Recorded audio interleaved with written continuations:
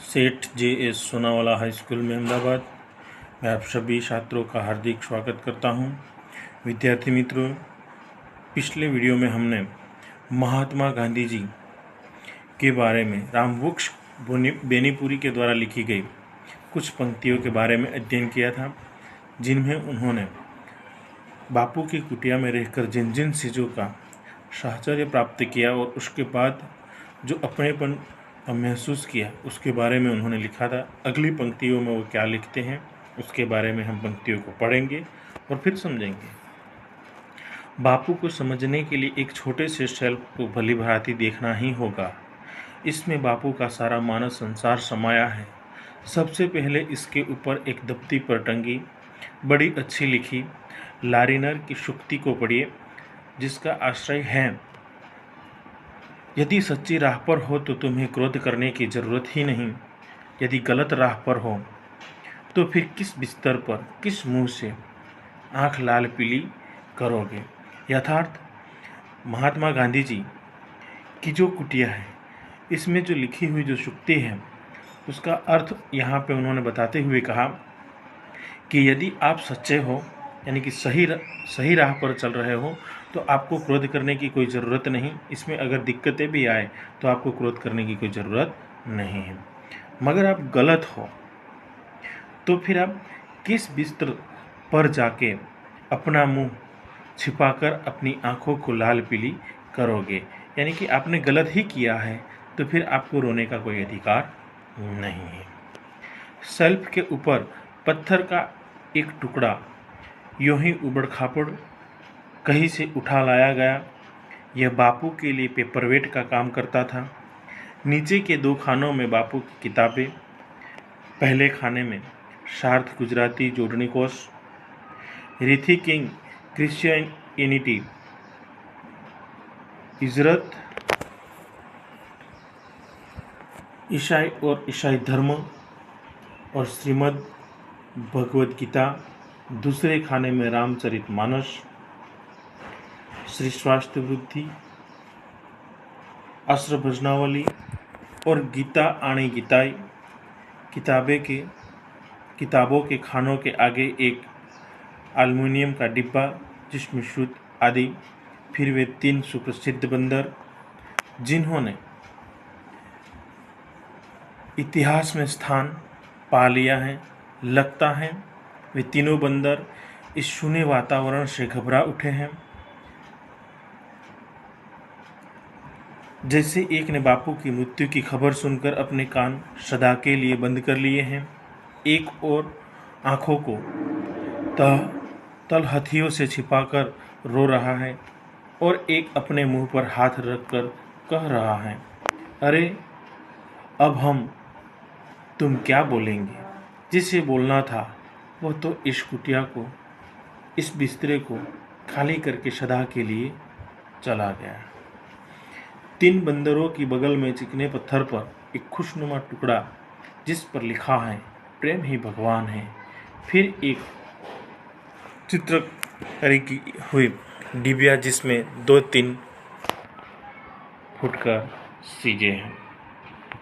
विद्यार्थी मित्रों, महात्मा गांधी जी की कुटिया जो है, इस कुटिया में कौन कौन सी किताबें रखी हुई हैं और वह कौन कौन सी किताबें हैं उनका विवरण करते हुए कहते हैं कि सबसे पहले सार्थ गुजराती जोड़नी कोश, रिथी किंग क्रिश्चियनिटी, इशरत ईसाई और ईसाई धर्मों की किताब, श्रीमद् भगवत, रामचरितमानस, श्री स्वास्थ्य वृत्ति की किताब और अश्र भजनावली, और फिर गीता आणी गीताई किताबें जो है वो वहाँ पे रखी हुई है।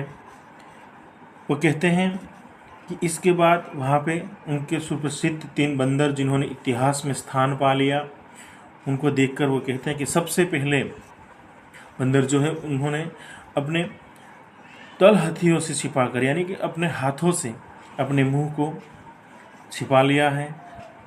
दूसरे ने मुंह पर हाथ रख लिया है। अरे अब तुम क्या बोलेंगे, यानी कि हम क्या बोलेंगे। जिसको बोलना था वह तो इस कुटिया को छोड़कर, इस बिस्तरे को छोड़कर सदा के लिए चला गया, अब हम क्या कहेंगे। और 3 बंदरों के बगल में एक छोटा सा एक चिकना पत्थर रखा हुआ है, इसमें लिखा हुआ है कि प्रेम ही एक भगवान है। बिस्तरे के दूसरी ओर 3 छोटे छोटे डेस्क जिन्हें वह शायद लिखने के समय व्यवहार में लाते थे। डेस्कों के बाद खंबे से छटी हुई छटाई पर एक छोटा सा कालीन यानी कि कारपेट, जिस पर दीवार से लगा एक तकिया, यही मान्य अतिथि बैठाए जाते और वे बापू से घुल मिलकर बातें करते। फिर सारे घर में छटाइयाँ ही छटाइयाँ थी। इन्हीं छटाइयों पर देश विदेश के बड़े बड़े व्यक्ति बैठते और बापू के मुख से निकले वचन रूपी अमृत का पान करते थे। बापू अपने शक्र को घुमाते हुए उनसे बातें करते जाते, यूँ काम के साथ बात को मिलाकर मानो हमें सदा चेतावनी देते कि देखो समय बर्बाद मत करो। कि बापू बड़े बड़े लोगों के साथ उस कुटिया में बैठकर बातें करते थे, उन्हीं के साथ साथ वह उनसे बातें भी करते और अपने चक्रों को भी घुमाया करते थे। इसीलिए वो कहते हैं कि तुम्हारे समय को बर्बाद मत करो, तुम्हारे बातें भी तुम्हारे चक्रों को कभी नहीं रोक सकेगी। जिन छटाइयों पर कभी नेहरू, राजेंद्र प्रसाद पटेल के समान देश के बड़े से बड़े लोग और संसार के बड़े से बड़े राजनीतिक पत्रकार, साहित्यक बैठते थे, उन पर आज इस दोपहरिया में अकेला मैं बैठा हूँ।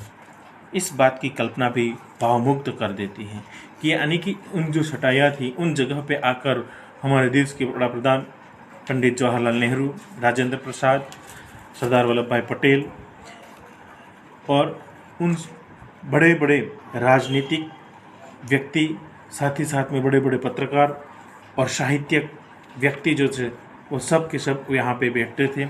इसी जगह पे आज दोपहर का समय है और उसी समय में अकेले यहाँ पे बैठा हूँ और इन बात की कल्पना करने से ही मैं भावमुक्त हो जाता हूँ, यानी कि भाव विभोर हो जाता हूँ।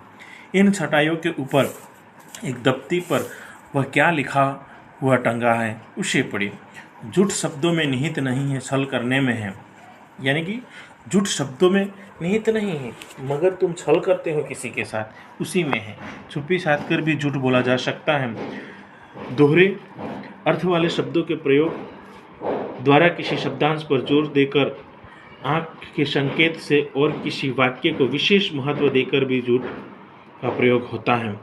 वस्तुतः इस प्रकार का मिथ्या प्रयोग साफ शब्दों में बोले गए झूठ की अपेक्षा कई गुना बुरा है। महात्मा गांधी जी का कहना है कि शब्द जो है, उस शब्द में झूठ निहित नहीं है, मगर जब तुम किसी के साथ छल करते हो तो उसी में समाया हुआ है। झूठ का प्रयोग वो कहते हैं कि चुप्पी साध कर भी बोला जा सकता है।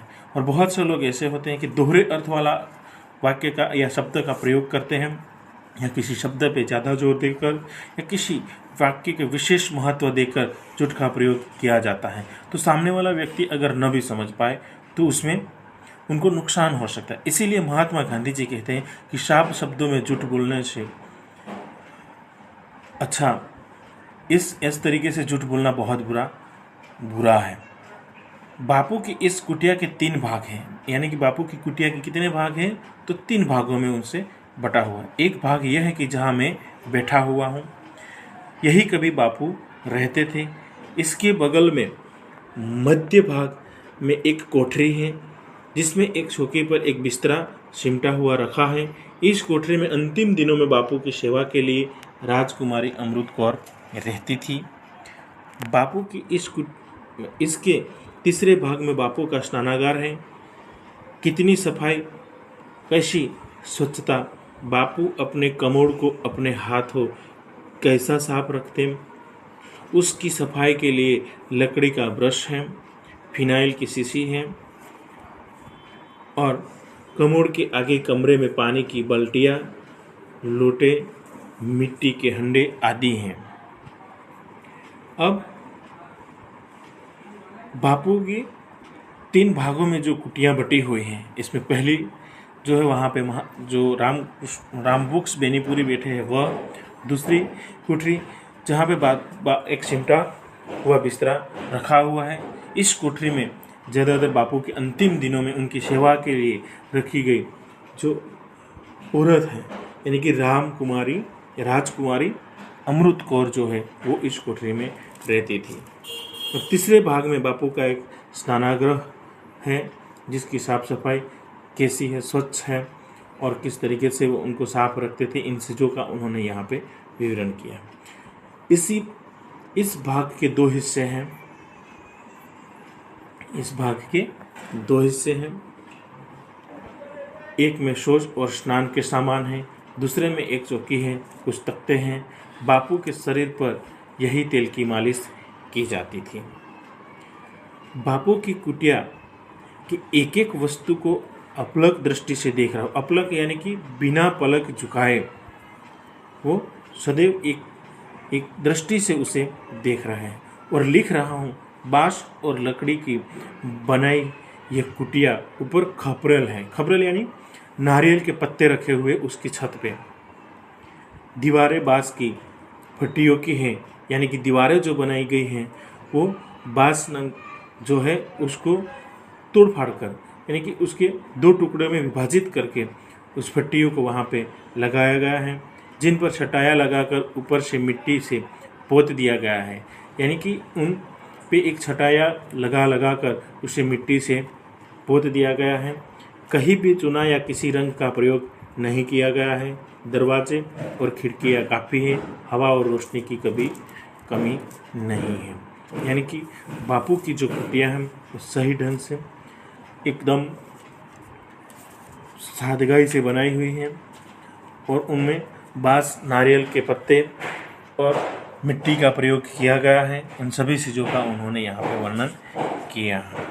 तो आइए दोस्तों, अब हम उनके विकल्पों के बारे में पढ़ लेते हैं कि लेखक कहाँ बैठा है। तो आपने सबसे पहले पैराग्राफ में सबसे पहली पंक्ति में आपने देखा होगा इस विकल्प का आंसर है। तो महात्मा गांधी जी की कुटिया में जाकर लेखक कहाँ पे बैठे थे, तो उनके पायताने में। शेल्फ के ऊपर रखा पत्थर का टुकड़ा कैसा है, तो वह उबड़ खाबड़ था। चिकने पत्थर के टुकड़े पर क्या लिखा है, तो प्रेम ही भगवान है।